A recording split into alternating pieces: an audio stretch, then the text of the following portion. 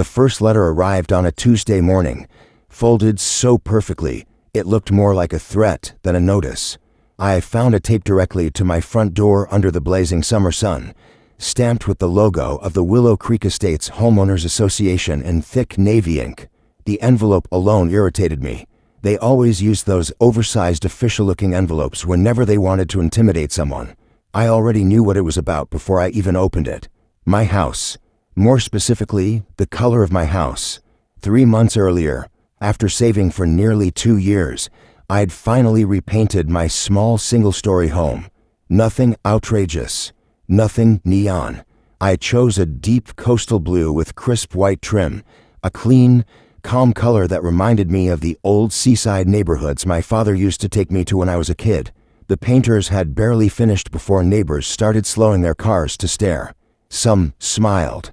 Others clearly didn't. And apparently, one of them complained. I ripped open the envelope while standing on my porch. Notice of noncompliance. Of course, according to the HOA board, my home color violated Section 8.4A of the Community Aesthetic Guidelines. The approved palette, they claimed, consisted only of earth tone neutrals designed to preserve neighborhood harmony. Translation: everything had to look boring. At the bottom of the letter was the part that made my jaw tighten. You are required to repaint the property to an approved beige tone within 14 days or face escalating daily fines. Beige, not tan, not cream. Not submit a revised proposal.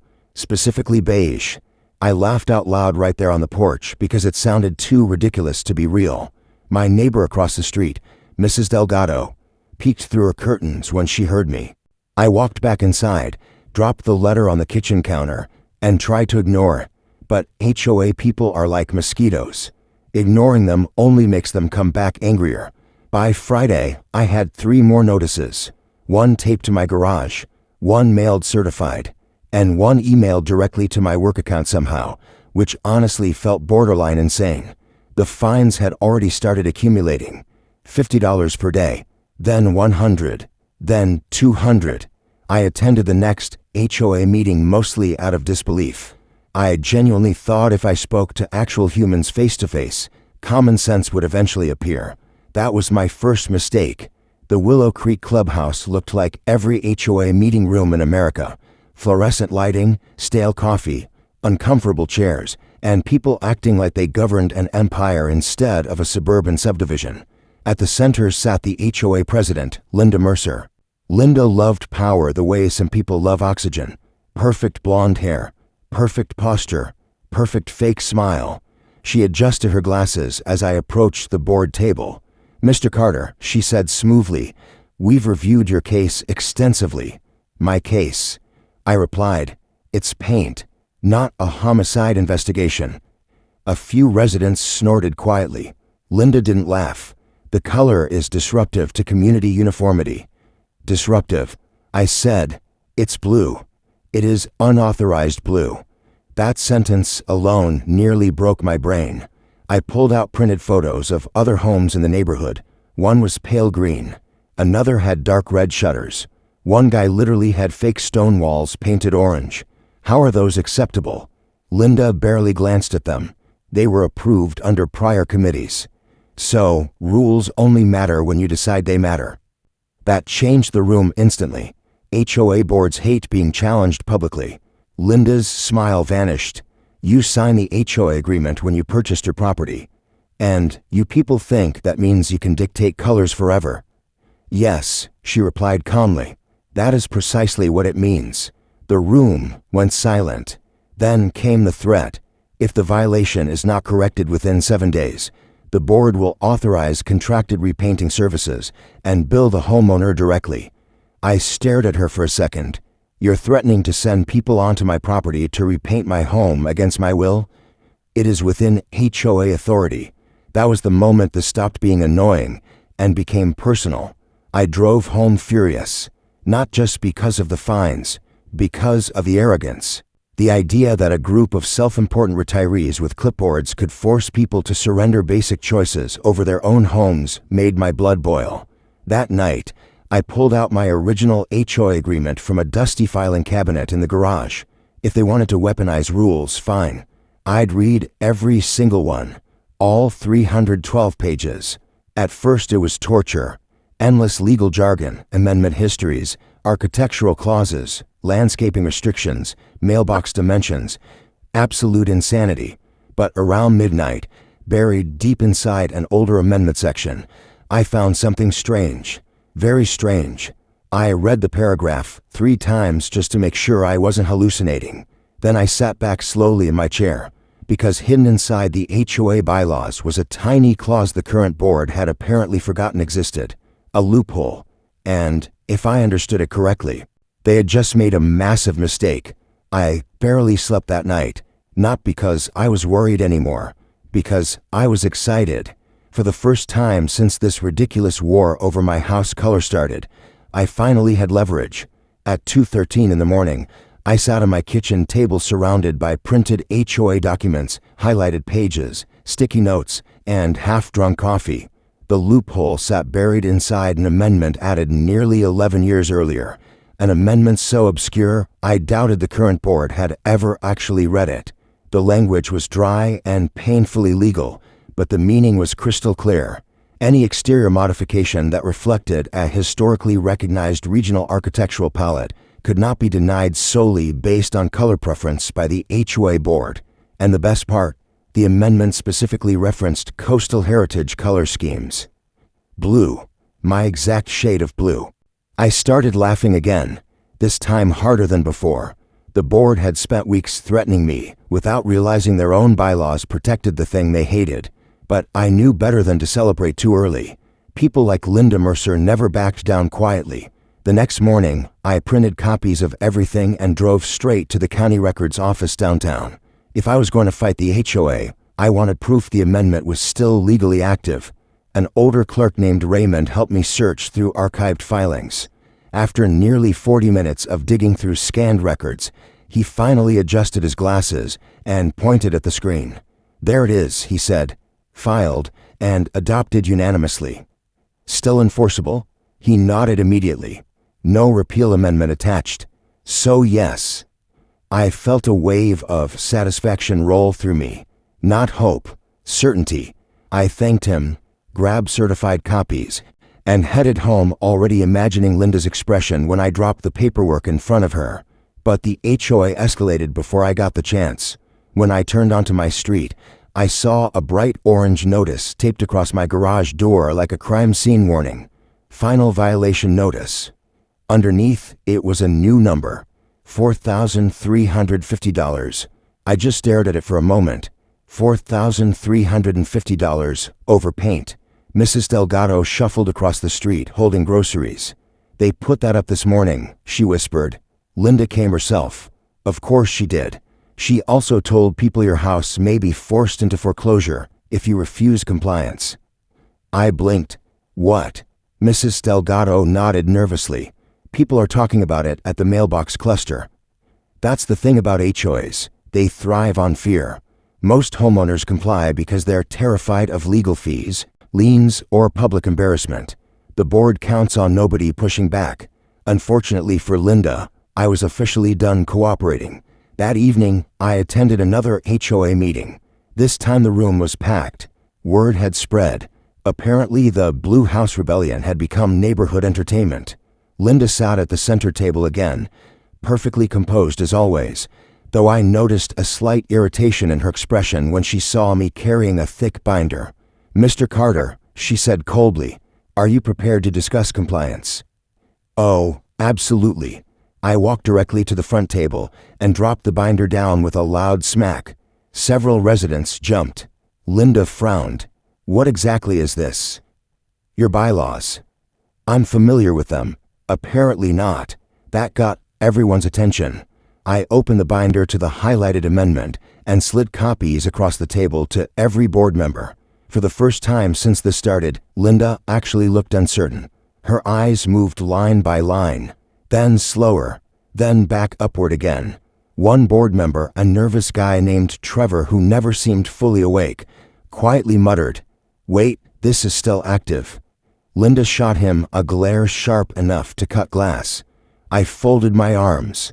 Section 14, Amendment C. Coastal heritage palettes cannot be denied based on subjective aesthetic preference. Nobody spoke. I continued. The color I used is officially categorized as a coastal heritage exterior shade under the Regional Architectural Registry. Trevor flipped through the pages again. I think he's right. Linda's jaw tightened instantly. No, she snapped. The board still retains discretionary authority. Not according to county records. I replied calmly, placing certified documents on the table. The amendment was adopted and never repealed. The room started buzzing. Neighbors leaned toward each other whispering. Someone in the back actually whispered, "Oh, this is bad." Linda raised her voice. The spirit of the community standards remains clear. The spirit, I said. So, now we're enforcing imaginary rules too? A few people laughed openly this time. Linda's face reddened. That's when things got ugly. She stood abruptly and pointed directly at me. You are creating division in this neighborhood. No, I replied evenly.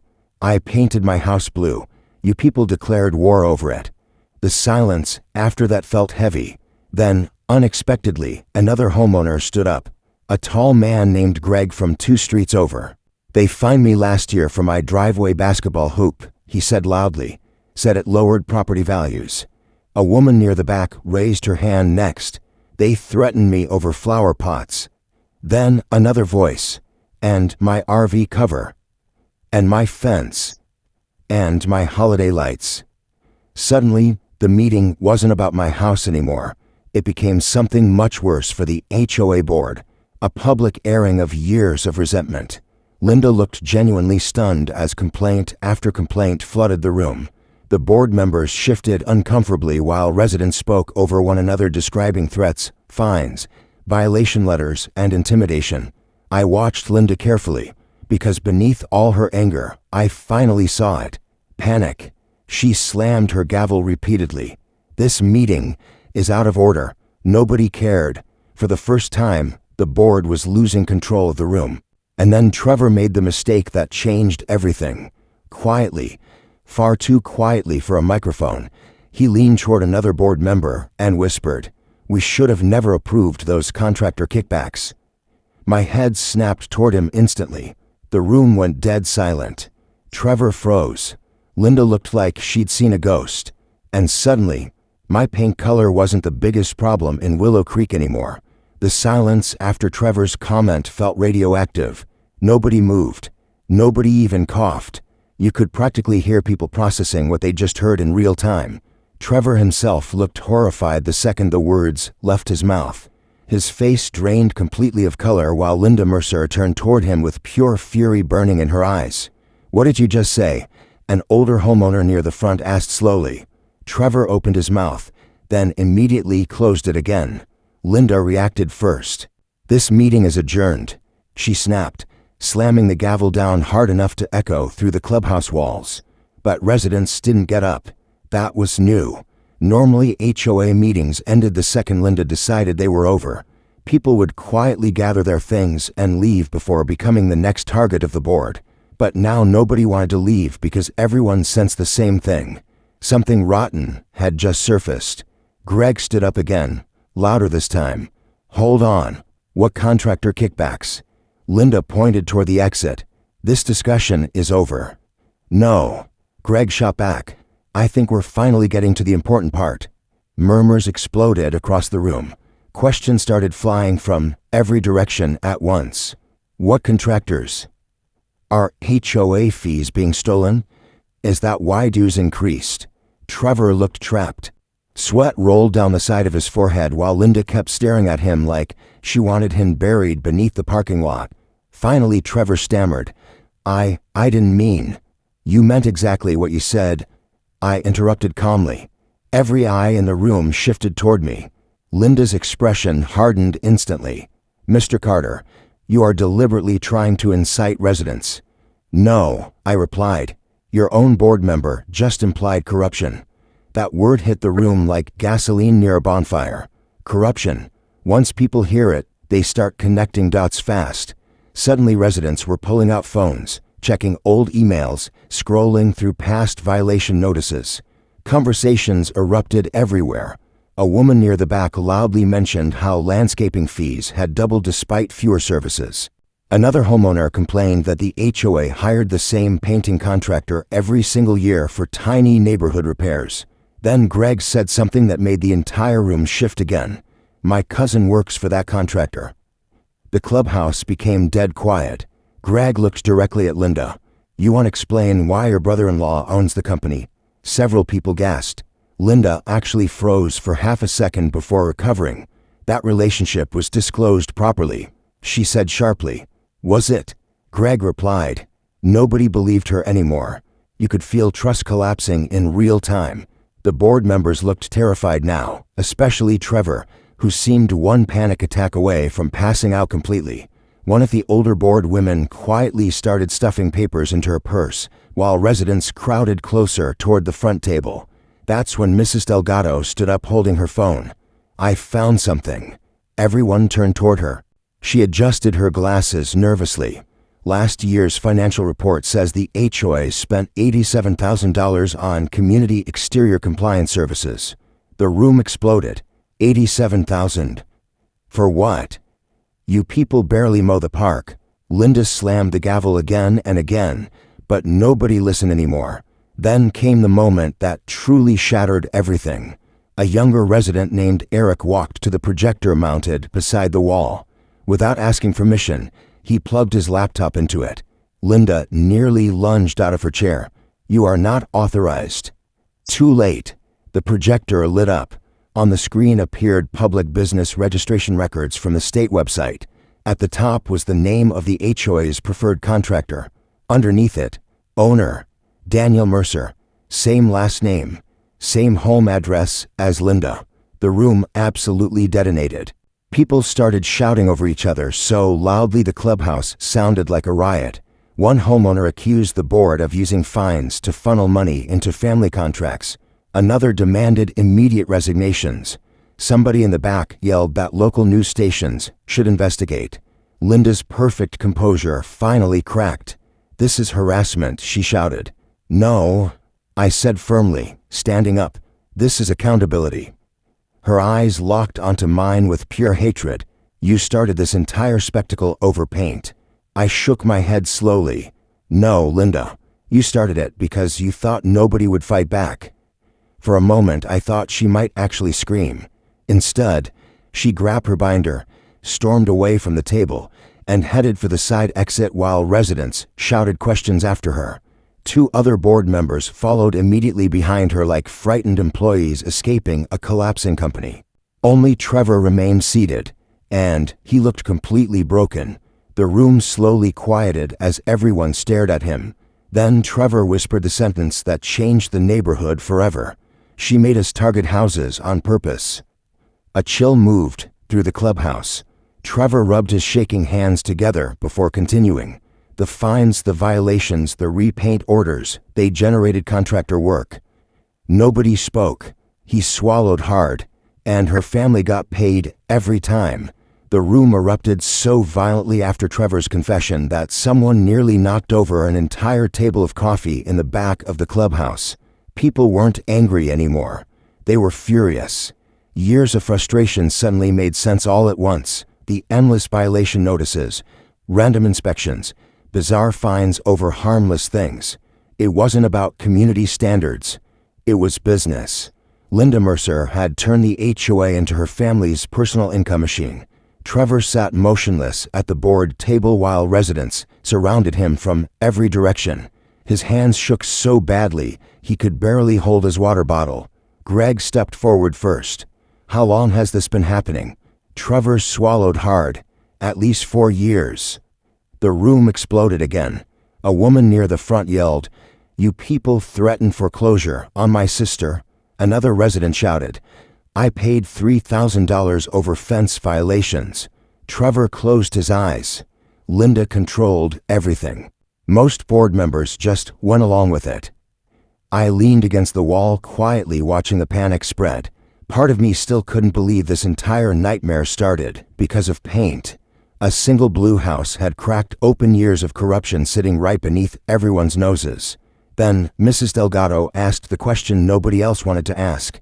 Was my husband targeted on purpose? Trevor looked devastated. He nodded slowly. Mrs. Delgado covered her mouth instantly. Her late husband had spent almost 2 years fighting HOA fines before he passed away. The board constantly cited him over tiny things: garden edging, trash can placement, mailbox paint. Everyone thought Linda simply disliked him. Now it looked much darker than that. The clubhouse atmosphere changed immediately after Trevor admitted the targeting was intentional. Anger turned personal. Residents began comparing stories out loud. One homeowner revealed he'd been fined repeatedly until he hired the HOA-approved landscaping company. Another explained that the same contractor always seemed to discover expensive repair issues during inspections. Every road led back to Linda, and every road led back to money. Within 20 minutes, phones were everywhere. People were recording videos, photographing documents, emailing county offices, and posting in neighborhood groups online.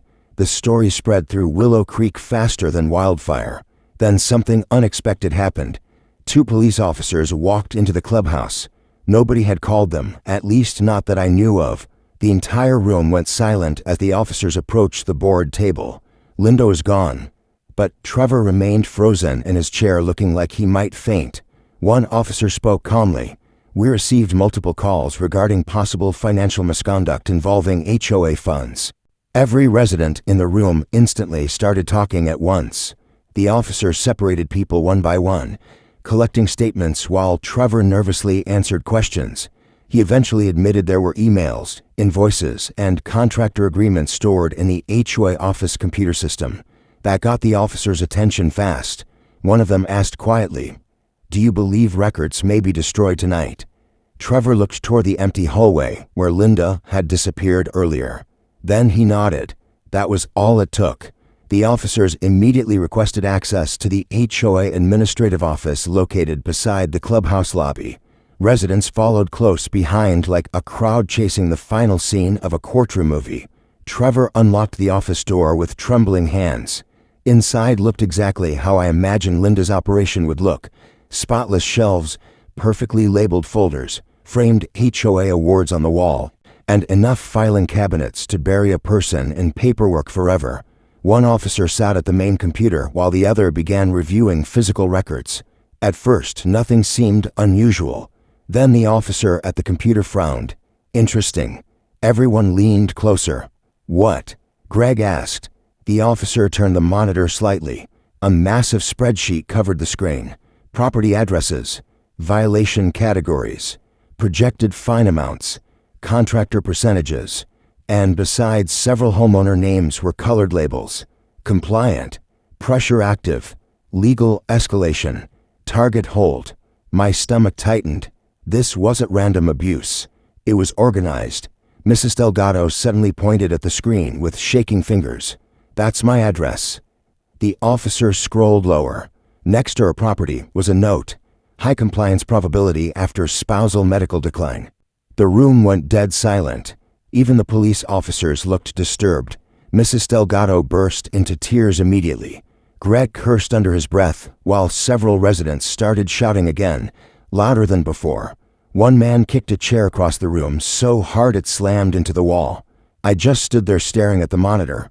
Linda hadn't merely abused HOA authority. She studied people. She profiled them. She identified vulnerable homeowners and pushed until they gave in. And then I saw my own file. Property, Carter residence, status, non-compliant personality, recommended action, escalate aggressively, likely folds under lien threat. I actually laughed, not because it was funny, because after weeks of threats, fines, and intimidation, Linda Mercer had completely misjudged me. The officer printed several pages immediately before turning toward Trevor. "Where is Linda Mercer now?" Trevor hesitated, then quietly said, probably trying to erase the rest, "The police reached Linda Mercer's house before midnight. By then, half the neighborhood had gathered outside like spectators waiting for the ending of a years-long storm. Porch lights glowed across Willow Creek while residents stood in clusters whispering, recording videos, and refreshing neighborhood social media pages every few seconds for updates. Nobody cared about my blue house anymore. Now, everyone wanted to know how deep the corruption went. I stood near the sidewalk beside Greg and Mrs. Delgado as two patrol vehicles pulled into Linda's driveway. Through the front window, we could see movement inside the house, fast, frantic movement. "She's destroying stuff," Greg muttered. One officer approached the front door while another circled toward the garage. A minute later, raised voices echoed from inside the home. Then came the sound of something crashing. The crowd collectively gasped. The front door swung open hard enough to hit the wall, and Linda appeared screaming at the officers while clutching a cardboard storage box against her chest. Even from a street, you could see loose papers spilling out of it. Invoices, financial records, violation notices, evidence. "This is private property," Linda shouted. One of the officers calmly reached for the box. Linda jerked backward. Bad decision. Within seconds, the officers restrained her while papers scattered across the driveway like confetti. Residents rushed closer as documents blew through the night air. Greg grabbed one before it slid beneath a parked car. His eyes widened instantly. "Oh my God." "What?" I asked. He handed me the paper. It was a contractor payment sheet. Beside dozens of homeowner addresses were handwritten commission percentages tied directly to completed violation enforcement actions. The HOA wasn't just issuing fines. They were profiting from them. The entire neighborhood erupted. People started shouting at Linda from the sidewalk. "You threatened my mother. You stole our dues. You tried to take my house." For once, Linda Mercer had no speech prepared, no polished smile, no carefully rehearsed HOA language. She just looked terrified. The officers eventually placed her in the back of the patrol car while more units arrived to secure boxes of records from both her house and the HOA office. News traveled unbelievably fast after that. By sunrise, local reporters were already parked outside the Willow Creek entrance interviewing angry homeowners beside the neighborhood sign. And right there in the middle of every camera shot was my blue house. By the next week, the story exploded online. HOA corruption scheme exposed. Residents alleged targeted harassment. Neighborhood fines linked to family contractor network. The county launched a formal investigation almost immediately. Financial auditors began reviewing years of HOA spending while attorneys representing several residents prepared lawsuits against the board. Trevor cooperated fully. Turns out he wasn't evil, just weak. He admitted Linda controlled nearly every board decision through intimidation and manipulation. According to him, several members had questioned the contractor relationships before, but Linda always buried concerns under legal threats and procedural excuses. Classic power addict behavior. The investigation uncovered thousands of pages of records showing selective enforcement, inflated contracts, hidden commissions, and targeted violations against residents considered high compliance probability. Elderly homeowners, single parents, and people facing financial hardship were pressured hardest because the board assumed they'd fold quickly. That detail made the community furious. But the moment that truly destroyed Linda came during a public county hearing 3 months later. The hearing room was packed wall to wall with Willow Creek residents. I sat near the back beside Mrs. Delgado while investigators presented their findings. Charts appeared on large screens showing financial trails between HOA accounts and companies owned by Linda's relatives. Then one investigator displayed internal HOA notes recovered from deleted files, including mine. Non-compliant personality. The entire room laughed. Even the judge smiled slightly. The investigator continued reading. Escalate aggressively. Likely folds under lien threat.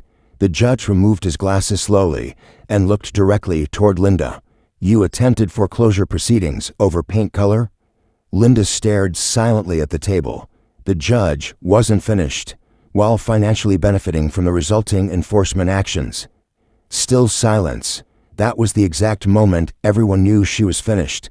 By the end of the hearing, the HOA board had been dissolved pending restructuring.